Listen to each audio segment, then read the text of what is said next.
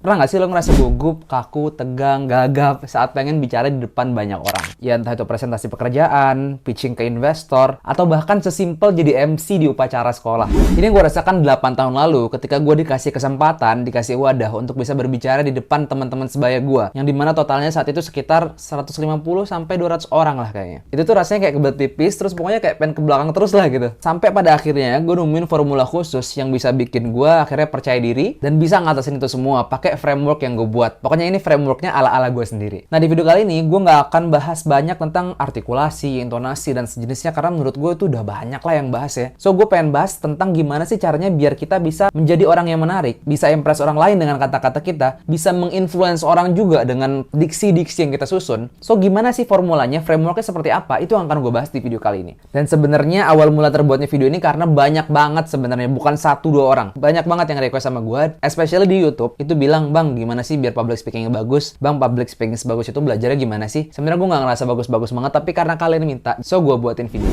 Kalau boleh sedikit cerita ya, sebenarnya gue tuh dari SMA emang udah pernah jadi ikut OSIS dan mimpin banyak orang. Di sekolah gue, kala itu di pesantren ya, public speaking tuh emang bener-bener jadi wadah dan bener-bener diwadahin sama sekolah untuk bisa kita belajar public speaking. So gue tuh sebenarnya terbiasa untuk ngomong depan 100 orang, 200 orang, bahkan 1000 hingga 2000 orang. Dan hasil dari latihan gue tuh gimana? Ya, magnificent, powerful banget. Dan biasanya sebelum bicara tuh gue bikin plan-plannya dulu dan alhamdulillah setiap plan itu berjalan dengan baik. So mungkin kalian bisa lihat di cuplikan video yang ini. Tidak pernah terbayang sebenarnya dalam hidup saya berdiri di atas mimbar ini menjadi representasi dari ratusan mahasiswa dan mahasiswi Universitas Darun Najah. Puluhan kali saya diundang ke kampus-kampus untuk menjadi pembicara, membawakan gagasan, pengetahuan, materi.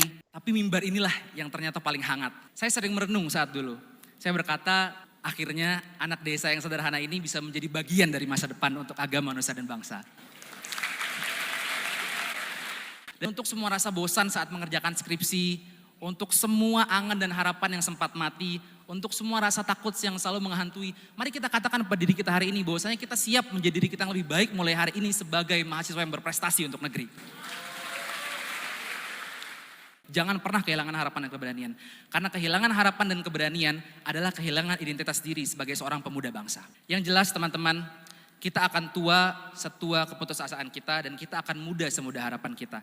Mulai detik ini, mari kita katakan pada diri kita sendiri, di setiap lembar buku yang kubuka akan kutulis takdirku sebagai pemuda yang penuh cita.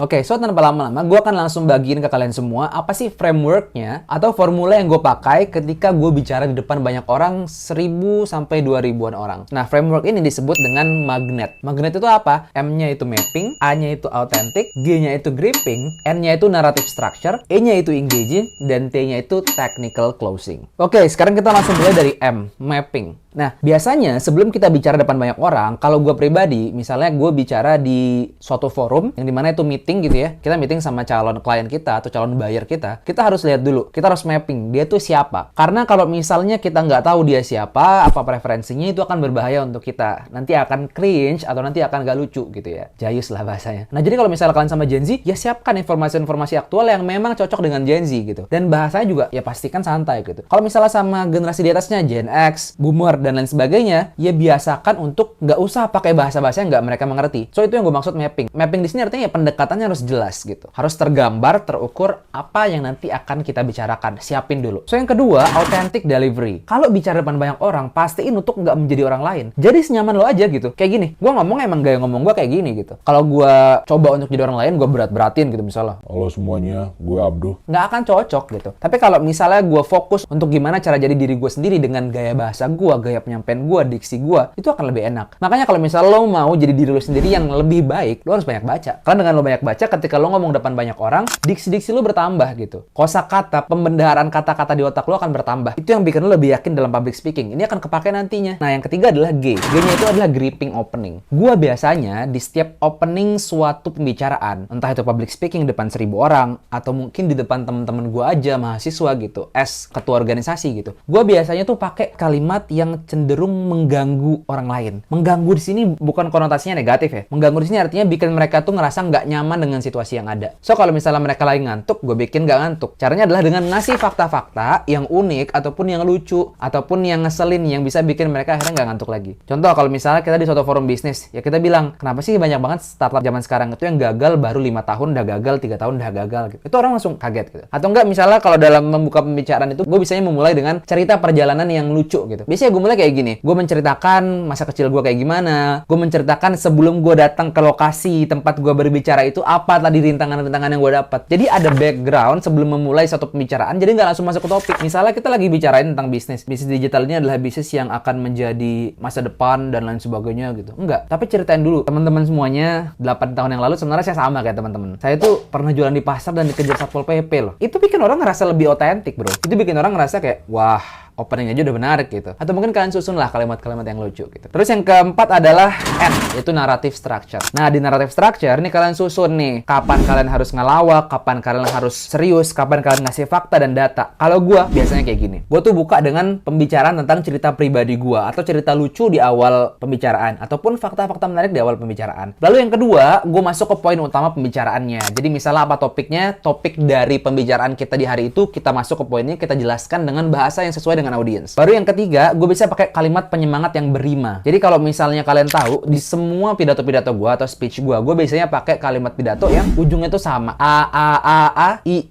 Jadi semuanya sama, berima. Terus yang selanjutnya adalah biasanya gue ngasih fakta atau data. Jadi kalau misalnya udah tadi kasih kalimat penyemangat, misalnya kayak udah saatnya anak muda lepas dari elegi untuk mencapai mimpi yang selama ini tak pernah diraih walaupun sudah jatuh berkali-kali. I misalnya gitu, berima. Nah, setelah kasih kalimat penyemangat baru masuk ke fakta. Baru intonasinya gak naik lagi. Anak muda zaman sekarang sebenarnya dihadapkan dalam kondisi yang disebut clicktivism. Nah, kayak gitu. Jadi dikasih fakta. Baru setelah masuk fakta, semua orang udah ngerti dengan topik pembicaraan, baru yang terakhir gue biasanya masuk kepada fase sebelum penutup. Sebelum penutup biasanya gue ngasih quotes. Nah, di quotes ini gue pakai quotes yang relevan juga sama judul yang ada. Baru yang terakhir adalah penutup. Nah, yang selanjutnya adalah E atau engaging emotion. Nah, kalian bisa sentuh hati audiens atau sentuh emotional audiens dengan kontak mata yang ada gitu. Nah, gue biasanya cara gue fokus. Ini penting fokus ya. Kalian teman-teman fokus. Cara gue untuk bisa fokus saat berbicara, gue fokus ke orang-orang yang memperhatikan gue. Kalian akan ngerasa down, kalian akan ngerasa nggak berguna saat berbicara depan 1000 atau 2000 orang ketika kalian fokus ke orang-orang yang nggak memperhatikan kalian. Misalnya kalian lagi ngomong di depan, terus kalian fokus ke orang-orang yang lagi main HP. Kalian akan jatuh semangat dan mental kalian akan turun. Tapi kalau misalnya kalian lagi bicara depan 1000 atau 2000 orang, kalian fokus ke orang-orang yang memperhatikan kalian, yang melihat kalian dengan serius, kalian akan jauh 10 kali lebih semangat. Dan itu akan bikin kalian ditepuk tanganin sama orang. So, biasanya public speaker yang hebat itu dia tahu kapan sih gue bakal ditepuk tanganin. Jadi dia bakal atur sendiri nada bicaranya, intonasi bicaranya. Dia bakal tahu, oke, di sini pasti gue bakal ditepuk tanganin. Gue kayak gitu. Gue tahu kapan orang bakal tepuk tangan, kapan orang nggak bakal tepuk tangan gitu. Nah, yang ketiga adalah tactical closing. Tactical closing ini yang gue maksud adalah gunakan kalimat-kalimat penutup yang bisa mengakhiri pembicaraannya dan bisa bikin pembicaraan menjadi lebih bermakna. Kayak tadi misalnya bisa pakai quotes dulu atau mungkin bisa langsung kasih pantun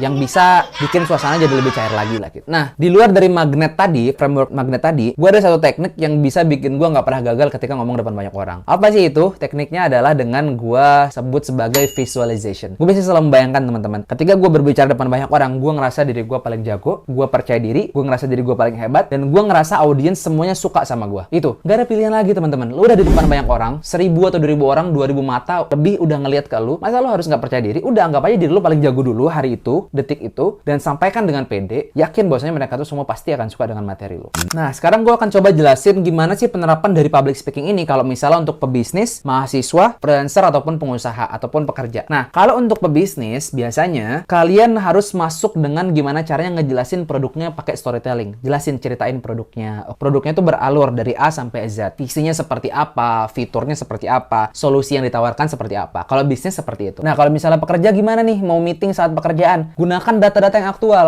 Pakai data-data yang memang selalu dibutuhkan. Jadi nggak akan ada lagi nanti banyaknya sanggahan-sanggahan dari atasan atau dari teman kerja lo yang mungkin nggak puas dengan hasil dari presentasi lo. Jadi siapkan data-data yang banyak, yang aktual, dan dengan bahasa yang pastinya sesuai yang tadi gue bilang, sesuai dengan mapping yang lo buat. Yang ketiga, untuk siswa atau mahasiswa. Nah, biasanya kalau di fase siswa atau mahasiswa itu public speaking itu cenderung gimana caranya untuk kita terlihat beda. Kita jangan bikin public speaking kita tuh terlihat sama. Kayaknya udah gitu-gitu aja kan kalau misalnya anak sekolah gitu. Tapi bikin berbeda. Entah lo tadi bikin kalimat penyemangat yang berima, entah lo bikin gaya bicara yang memikat audiens, pantun tone yang relate, bahasa-bahasa yang bisa dipahami oleh teman-teman lo, dan sejenisnya. Nah, terakhir adalah, ya kalau misalnya lo mau jago public speaking, dan lo mau bisa untuk tingkatin terus skill public speaking lo, mungkin lo bisa latihan banyak-banyak depan kaca kalau kata gue. Jadi tangan lo tuh bisa lentur, leluasa, gestur lo seperti apa, kontak mata lo terlatih, nada bicara, gaya bahasa, gaya komunikasi, diksi yang keluar dari lisan kita akan menjadi lebih bagus. So, mungkin sekian yang bisa gue sampaikan, dan kalau misalkan ada judul-judul atau topik lain untuk gue bahas di YouTube gue, bisa banget tulis di kolom komentar, nanti gue bikinin videonya. And thank you, bye-bye. See you guys in the next video.